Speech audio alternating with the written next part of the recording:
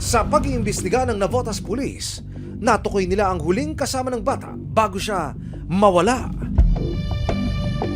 Kailan samantalahin ko na itong pagkakataon? Ano ho ang pinaka-latest sa pagtakbo po ng inyong investigasyon, pati na ho sa kaso? Nung umaga, nung mga 12 siguro, sabi ko backtracking, yung regular na ginagawa from the house, doon sa sityo, magano kayo? Check kung ano yung CCTV, tanong, hanggang sa kalsada, doon sa may tindahan. That's the time nagkaroon kami ng lead kung sino ang kasama ng mga bata. Yung mga CCTV videos na ipinakita po ng Navotas Police sa inyong lingkod at sa team ng Resibo, dito ho kuha yun sa looban na ito. Dito makikita yung akusado kasama yung batang biktima palabas po ng looban na ito ilang oras bago sinasabing maganap yung krimen. Sa closed-circuit television footage na ito, alas 2 ng hapon, makikita ang tatlong bata na naglalaro sa gilid ng isang tindahan sa eskinita. Ang nakapula, ang 5 taong gulang na si Francis. Maya-maya pa, lumapit ang isang lalaki na nakasuot ng berdeng damit. May binili ito sa tindahan habang kinakausap ang mga bata. Naglakad na ang lalaki, nakabuntot sa kanya ang mga bata, kabilang si Francis. Mula po sa loobang ito kung saan nakuna ng CCTV ang akusado at ang biktima, dadalhin ko kayo mismo doon sa tinatawag na crime scene. Ilang hakbang lamang po ang layo nito mula sa looban at ang binabanggit sa investigasyon sa kabila po ng pader na ito. Diyan sa lugar na yan, nadiskubre ng ilang mga bata yung biktima na ayon ho sa ating pagtatanong parang unconscious, nakatitig lamang. Yun po ang naging punto para makahingi ng tulong ang komunidad, ang barangay sa pulisya para ho ma-address kaagad ang problema at maitakbo kaagad sa pagamutan itong biktima. At yun ho ngayon ang subject ng isang mas pinalalim pang pagsisiyasat ng Navotas Police. Nakakuha ang resibo ng iba pang mga CCTV na maaring magsilbing ebidensya sa insidente.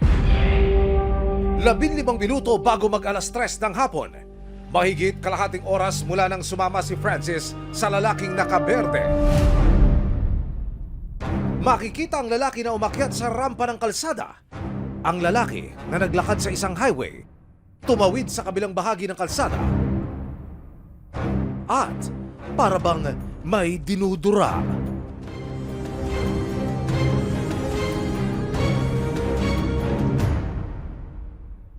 Sa patuloy na pag-iikot ng resibo sa barangay, ibinahagi ng isang tindera ang CCTV footage na kuha sa labas ng kanyang pwesto.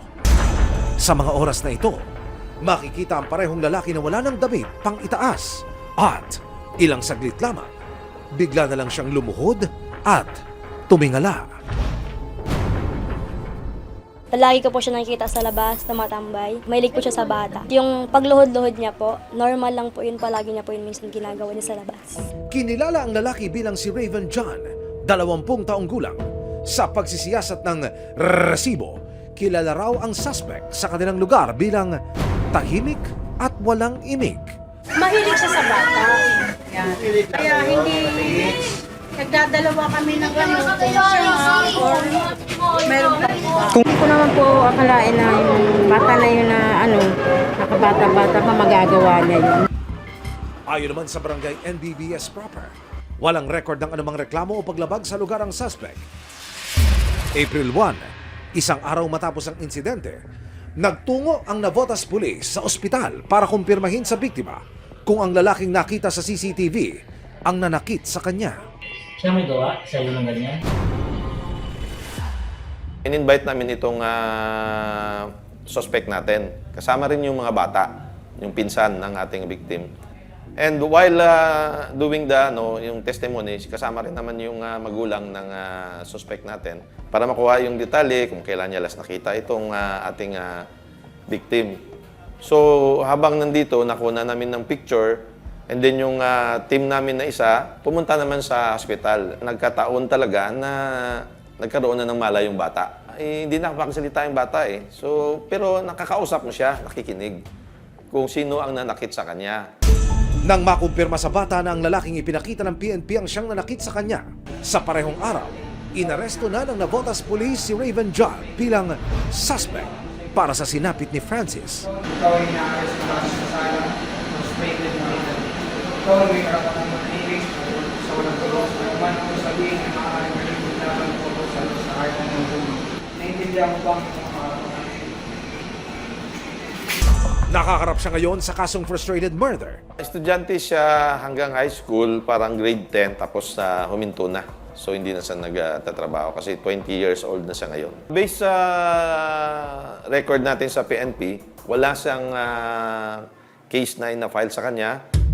Ilang beses ding sinubukan ng resibo na kunin ang pahayag ng suspect pero tumanggi siyang magbigay ng kanyang panig. Maraming salamat sa panonood, mga kapuso. Para masundan ang mga reklamong nasolusyonan ng resibo, mag-subscribe lamang sa GMA Public Affairs YouTube channel